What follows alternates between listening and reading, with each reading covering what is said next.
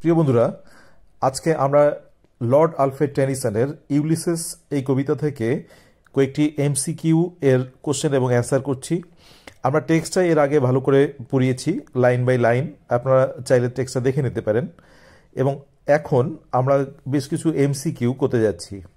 চলুন তাহলে আরম্ভ করা যাক। প্রথম প্রশ্নটার দিকে নজর দিই আমরা, চলুন।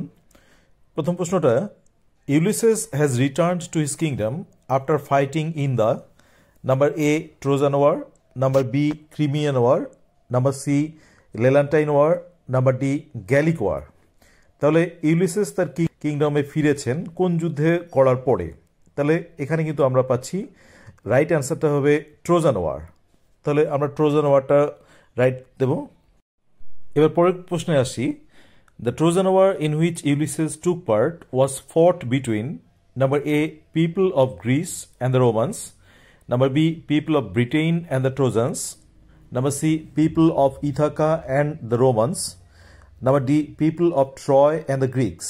তাহলে ট্রোজান ওয়ার কার কার মধ্যে হয়েছিল? তাহলে এখানে কিন্তু রাইট অ্যান্সারটা হচ্ছে people of Troy and the Greece. এটা হচ্ছে D is the right answer. আচ্ছা, এবার আসি। The name of Ulysses wife is number A Devereux, number B Beatrice, number C Penelope, আর নাম্বার ডি ইউস্টাসিয়া। তাহলে ইউলিসেসের ওয়াইফের নাম, যাকে আমরা এই কবিতাদের মধ্যে পাই, সে ইউলিসেসের ওয়াইফের নাম কি? নামটা দেওয়া নেই, আমাদের নামটা জানতে হবে। তাহলে ইউলিসেসের ওয়াইফের নাম কিন্তু হচ্ছে সি পেনেলপ, অর্থাৎ রাইট অ্যান্সার সি পেনেলপ। পরের প্রশ্নটায় আসি।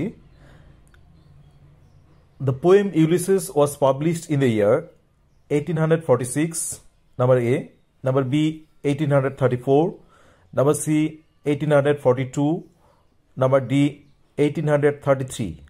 তাহলে ইউলিসেস এই কবিতাটা কত সনে পাবলিশ হয় সেটা নিয়েই বলছে কিন্তু। তাহলে ইউলিসেস কবিতাটা প্রকাশ হয় 1842, অর্থাৎ C is the right answer.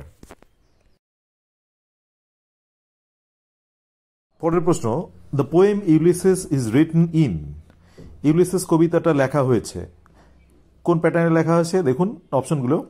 Number A free verse, number B blank verse, number C rhymed verse, number D none of this. তাহলে এখানে কিন্তু আমরা ভার্সের প্যাটার্নটা পাচ্ছি কোন ভার্স প্যাটার্নে লেখা। তাহলে এখানের উত্তরটা হবে, আমাদের চলুন উত্তরটা জেনে নেই। Number B blank verse. তাহলে ইউলিসেস কবিতাটা ব্ল্যাঙ্ক ভার্সে লেখা। তাহলে B is the right answer. এবার আসি পরের প্রশ্নে। পরের প্রশ্নে দেখুন, the character of Ulysses is taken from number A French literature, number B Italian literature, number C Greek literature, and number D Roman literature. তাহলে ইউলিসেসের ক্যারেক্টার অর্থাৎ অরিজিনালি ইউলিসেসকে আমরা কোন লিটারেচারের মধ্যে পাই সেটা কিন্তু বলা আছে এখানে। তাহলে কোন লিটারেচার থেকে পাই? চলুন তাহলে আমরা অ্যান্সারটা জেনে নিই। তাহলে ইউলিসেসের অরিজিনাল ক্যারেক্টারটা আমরা পাই গ্রিক লিটারেচার থেকে, অর্থাৎ C Greek literature is the right answer. চলুন পরের প্রশ্নটা এবার দেখা যাক। পরের প্রশ্নটা দেখুন, the poem Ulysses was written after the death of his close friends. Number A T S. Gregory, number B Thomas Turner Hallam, number C Richard Gregory, number D Arthur Henry Hallam. তাহলে চারটা অপশন আছে, অর্থাৎ Ulysses কবিতাটা তার close বন্ধু অর্থাৎ টেনিসনের close friends তার মারা যাওয়ার পরে লেখা হয়। সেই ফ্রেন্ডের নাম কি? তাহলে সেই বন্ধুর নাম আমাদের এই চারটা অপশনের মধ্যে যেটা রাইট অ্যান্সার হবে আমরা তাহলে দেখে নিই। তাহলে রাইট অ্যান্সারটা কিন্তু হচ্ছে ডি আর্থার হেনরি হ্যালাম। চলুন এবার পরের প্রশ্নে আসি। পরের প্রশ্নটা দেখি। It little profits that an idle king. Here idle king refers to number A Telemachus, number B Ulysses, number C Agamemnon, number D Paris. তাহলে এখানে কোনটা রাইট হবে? অর্থাৎ আইডল কিং বলতে এখানে কাকে বোঝানো হচ্ছে? তাহলে আমরা যখন কবিতাটা পড়েছি, কবিতাটার লাইনটা প্রথম লাইনটাই এটা, এবং কবিতাটার প্রথম লাইনে আমরা দেখেছি যে আইডল কিং বলতে কিন্তু কবি এখানে আমাদের যে ন্যারেটর ইউলিসিস নিজেকেই বোঝাতে যাচ্ছেন। তাহলে এখানে আমরা পাচ্ছি B, Ulysses is the right answer. তাহলে idle king refers to Ulysses.